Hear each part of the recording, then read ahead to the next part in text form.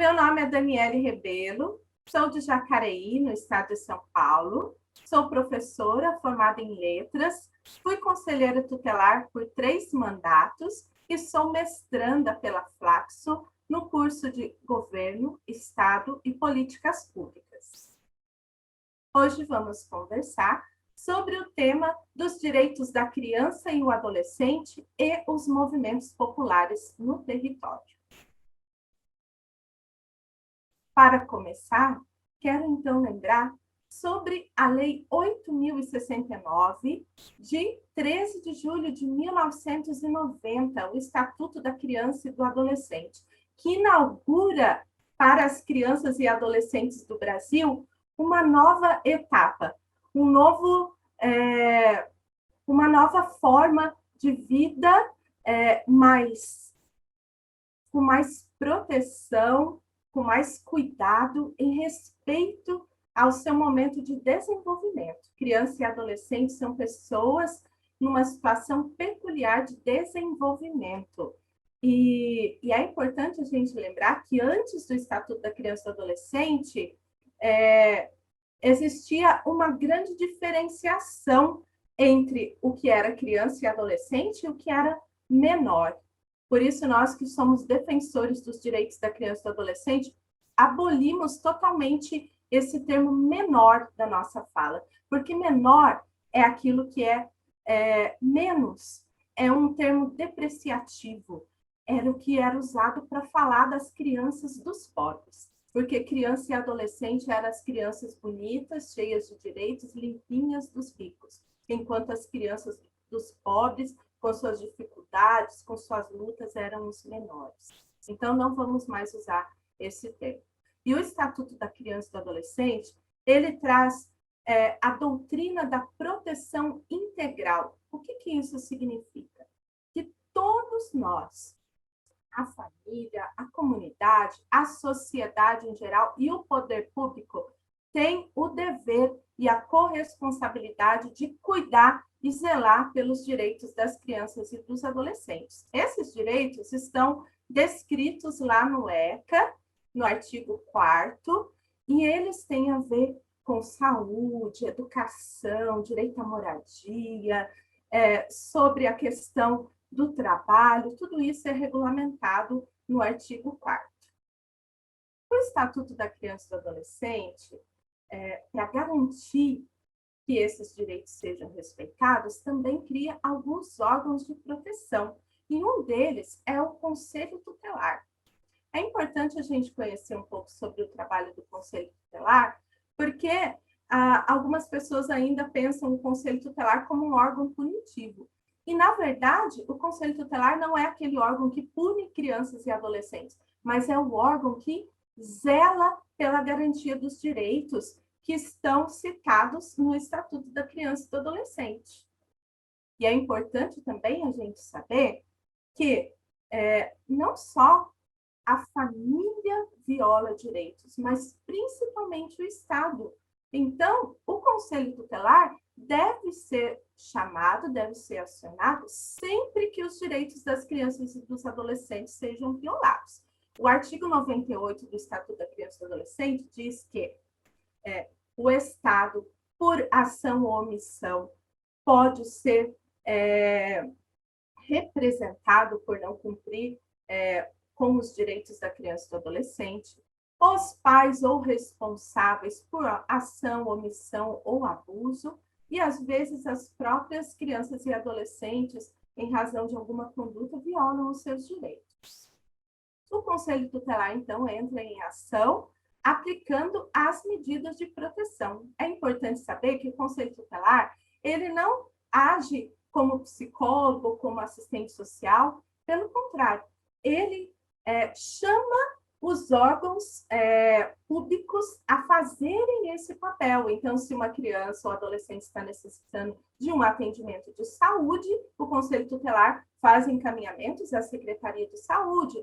Se precisa de encaminhamentos para a escola, para a educação, o Conselho Tutelar vai acionar, então, a Secretaria de Educação e assim por diante. Então, pais e responsáveis saibam que o conselho tutelar, sempre que o direito do seu filho, da sua filha for violado, procure o conselho tutelar, porque é obrigação também do Estado, do poder público, garantir esses direitos. Importante também a gente falar um pouco sobre a questão da violência. O artigo 5º do Estatuto da Criança e do Adolescente diz que nenhuma criança será vítima de negligência, de violência, de exploração, de discriminação. E nós sabemos que estamos vivenciando muitas questões de violência contra a criança e o adolescente, também contra a mulher, mas é importante a gente tratar disso em um outro momento. Mas o que isso tem a ver?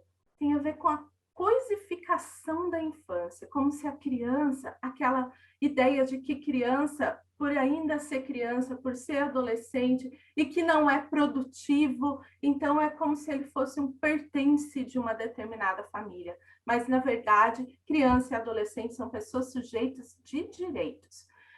Os principais tipos de violência praticados contra crianças e adolescentes são a negligência, que é quando a criança e o adolescente não é cuidado de maneira adequada, não é matriculado na escola, não é levado para tomar vacinas, ou ainda é negligenciado nos cuidados de higiene.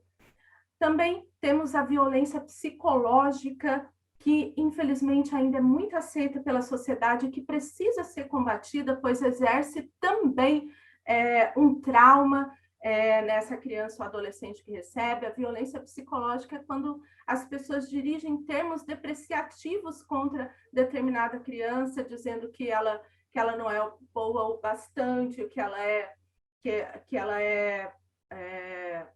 não é inteligente, que ela não serve para nada, e esses outros termos tristes que, infelizmente, ainda se aplica muito contra crianças e adolescentes.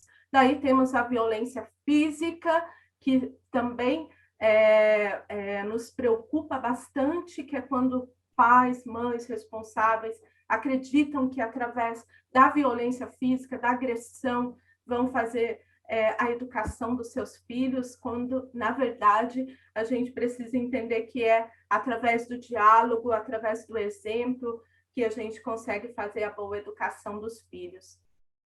E temos a violência sexual, que também muito presente na sociedade, em especial um reflexo do patriarcalismo, quando se pensa que homens têm o direito de dispor do corpo de uma criança, do corpo de um adolescente, e as formas de violência sexual acontecem como abusos e estupros, que muitas vezes acontecem no âmbito familiar, intrafamiliar, e também a exploração sexual de crianças e adolescentes.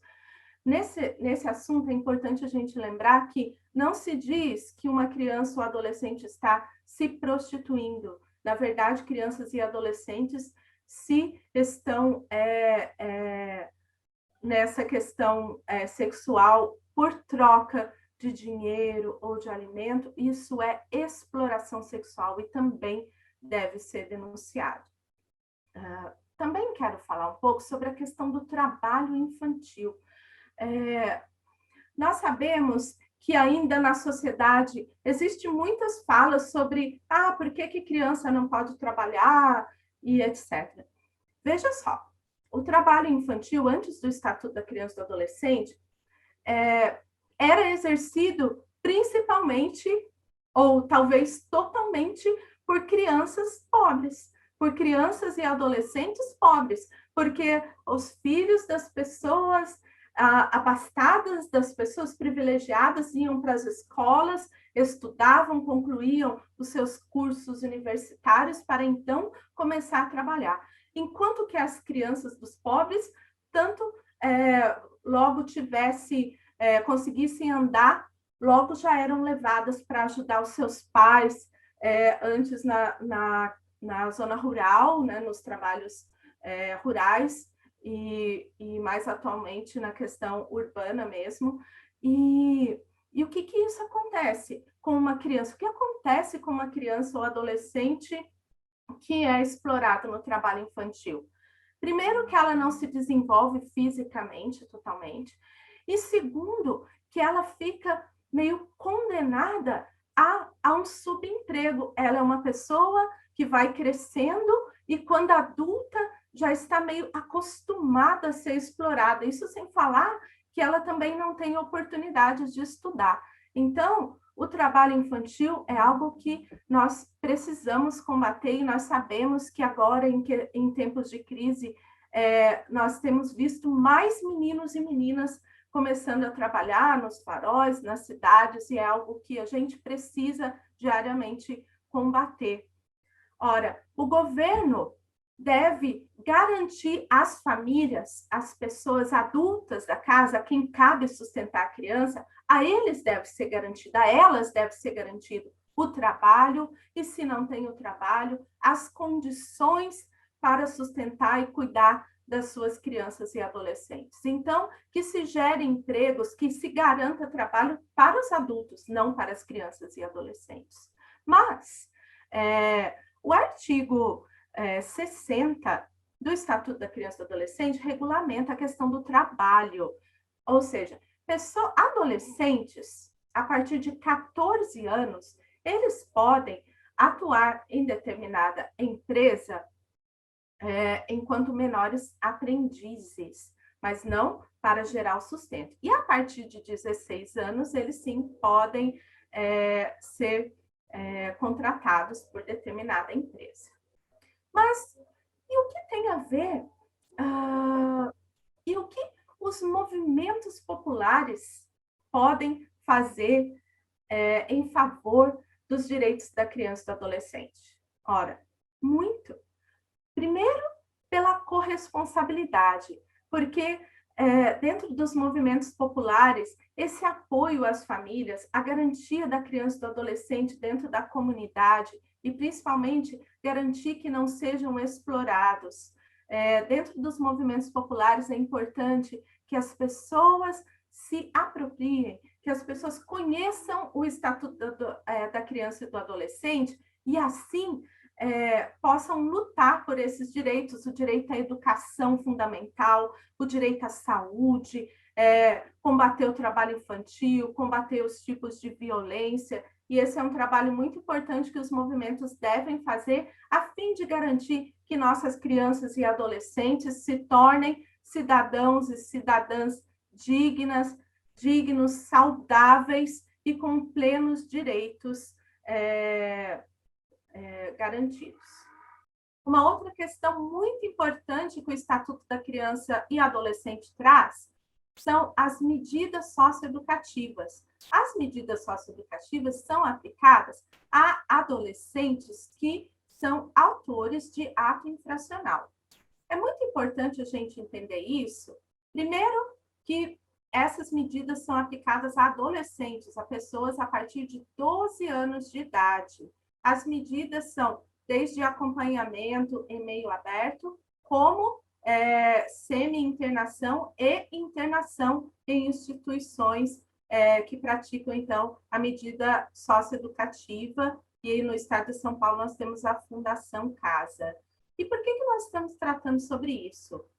A medida socioeducativa, ela tem o objetivo de reintegrar, de tratar, de cuidar desse adolescente que cometeu ato infracional, a fim de que ele retorne para a sociedade com mais dignidade e com um novo olhar sobre as suas ações dentro da sociedade. Nós sabemos que existem algumas pessoas que defendem que adolescentes sejam colocados nas cadeias públicas junto com os adultos, porém, nós que somos defensores da criança e do adolescente sabemos que essa medida não seria interessante, uma vez que o sistema prisional brasileiro não consegue hoje realizar essa integração de maneira aceitável, de maneira correta, e nós sabemos que as pessoas que são presas hoje no Brasil acabam retornando para o crime, coisa que não acontece totalmente através das medidas socioeducativas. Nós temos estatísticas que dizem que 70% dos meninos e meninas que cumprem medidas socioeducativas são reintegrados à sociedade e conseguem, então, viver a sua vida com mais dignidade. Eu agradeço poder contribuir com essa reflexão e desejo um bom curso para todos e todas. Muito obrigada.